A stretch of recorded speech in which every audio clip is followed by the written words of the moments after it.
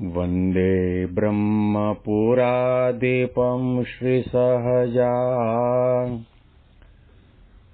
नन्दं च मूलाक्षरम्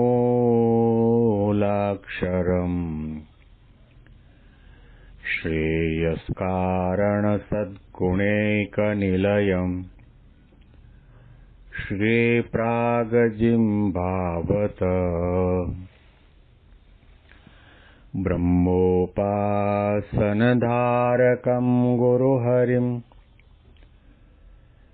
यज्ञं तथा योगिनं प्रत्येवं प्रमुखं महन्तमनिशं श्रेजे स्वरूपं मुदा। મહિમાનો મહિમા પ્રવચન માળામાં આજે 4 જુલાઈ 2025 શુક્રવારના દિવસે તમામ સંતો હરિભક્તોને મારા સાષ્ટાંગ પ્રણામ. જય સ્વામિનારાયણ. હેપી વચનામૃત દ્વિશતાબ્દી મહોત્સવ. હેપી પ્રમુખ સ્વામી મહારાજ શતાબ્દી મહોત્સવ. ગરડા અંત પ્રકરણના 25મા વચનામૃતમાં શ્રીજી મહારાજ રાજબાઈના પ્રશ્નનો ઉત્તર આપતા જણાવે છે કે ભક્તોના કયા ગુણોથી અમે રાજી થઈએ છીએ અને ભક્તોના કયા દોષે કરીને અમે કુરાજી થઈએ છીએ. છેલ્લા ઘણા દિવસથી આપણે આ સાંભળતા આવ્યા છીએ. મહારાજે જે વસ્તુ નથી ગમતી એનો ઉલ્લેખ અને એના મુદ્દા પહેલા કયા, અને જે ગમે છે એ મહારાજ પોતે જણાવી રહ્યા છે. મહારાજે કહ્યું કે બાય માણસ હોય અને તે પોતાના અંગને ઢાંકીને લજ્જા સહિત વર્તે તે ગમે. કારણ કે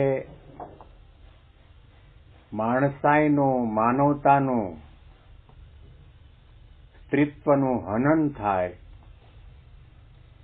એવી કોઈ પણ ક્રિયા કોઈ પણ વ્યક્તિએ ક્યારેય પણ કરવી જોઈએ નહીં. એવી જ રીતે શ્રીજી મહારાજે અને ગુણાતીત ગુરુ પરંપરાએ આપણને એ પણ આદેશ આપ્યો છે કે આપણી વાણીથી, આપણા વર્તનથી, આપણા આચાર વિચારથી, આપણા ખાવા પીવા, બોલવા, ઉઠવા, બેસવાથી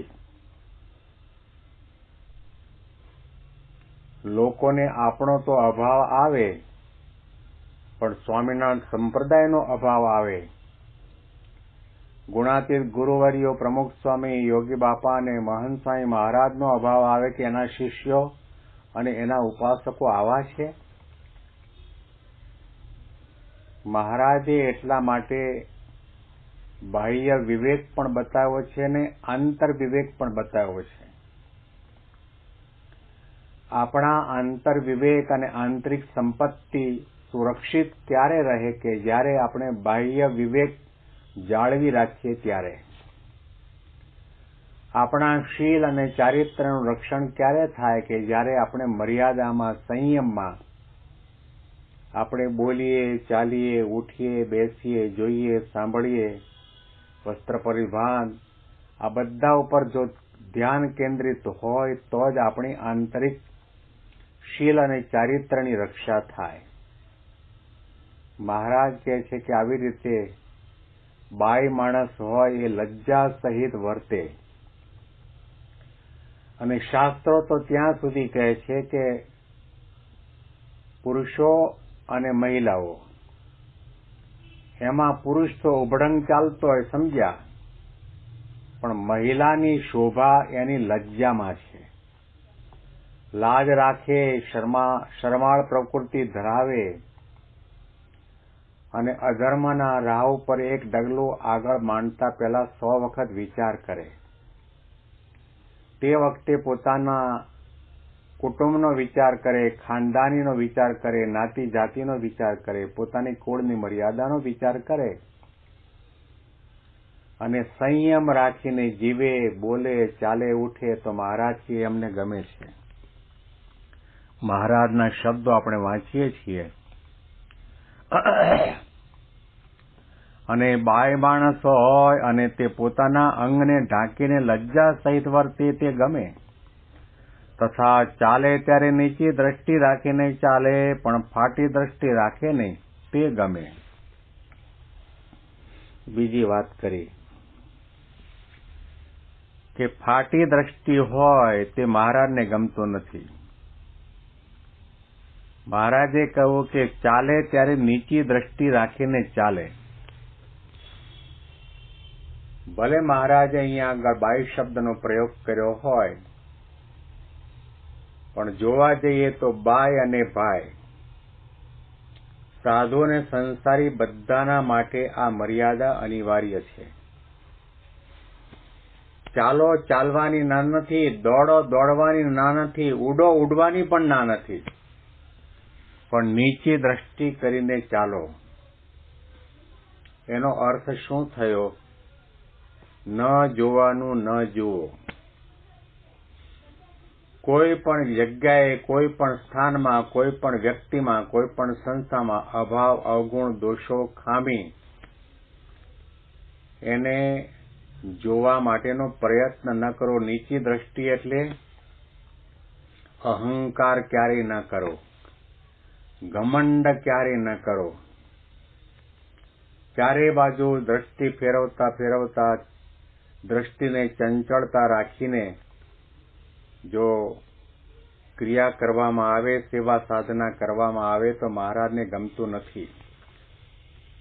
ફાટી દ્રષ્ટિ, જો દ્રષ્ટિ ફાટી ગઈ તો એનું જીવન પણ ફાટવાનું. એની આધ્યાત્મિકતાના કોથળાની અંદર ગમે ત્યાં ગમે તેટલા કાણા પડી જવાના, ગમે તેટલી આધ્યાત્મિક સંપત્તિ ઠાંસી ઠાંસીને કોથળામાં ભરી હશે, પણ એમાં કાણા હશે તો એની અંદરથી નીકળી જશે. તમારી આધ્યાત્મિકતાની ગાગરની અંદર સાધના, ભક્તિ, સેવા અને નિષ્ઠાનું ગંગાજળ હશે ને, પણ એમાં જો કાણા પડ્યા હશે તો એની અંદરથી બધું પાણી નીચે સ્રવી જશે. એટલા માટે મહારાજે આપણને જાણપણું આપ્યું છે.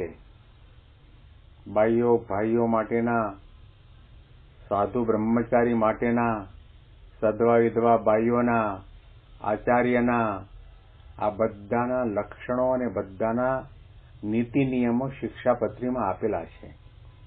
એ શ્રીજી મહારાજ કહે છે કે જે આવી રીતે ચાલતી વેળાએ નીચી દ્રષ્ટિ રાખીને ચાલે.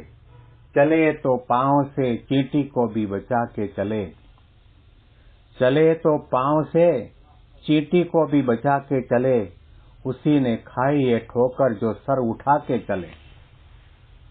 ઘોડાની જેમ મોઢું ઊંચું રાખીને ચાલતો હોય એને ગમે ત્યારે ગમે તે જગ્યાએ ઠોકર વાગવાની શક્યતા છે ને છે. એટલા માટે નીચી દ્રષ્ટિ રાખવી એટલે કે ભગવાન તરફ નજર રાખવી, ભગવાન અને સંતને શું ગમે છે એ તરફ વિચાર રાખીને એમને રાજી કરવાની ભાવના સાથે ચાલો. નીચી દ્રષ્ટિ રાખે એટલે કે નાના ભક્ત સમુદાયની અંદર ઝીણા ઝીણા સદગુણો અને આધ્યાત્મિક પડ્યા હોય એને પણ તમે નિહાળી શકો. બાકી ઉપર દ્રષ્ટિ રાખો ને તમને ખાલી પૈસાવાળા દેખાય, ધનવાન દેખાય, બંગલાવાળા દેખાય, મોટર ગાડીવાળા દેખાય તો સમજી લો કે તમારી દ્રઢ દ્રષ્ટિ છે.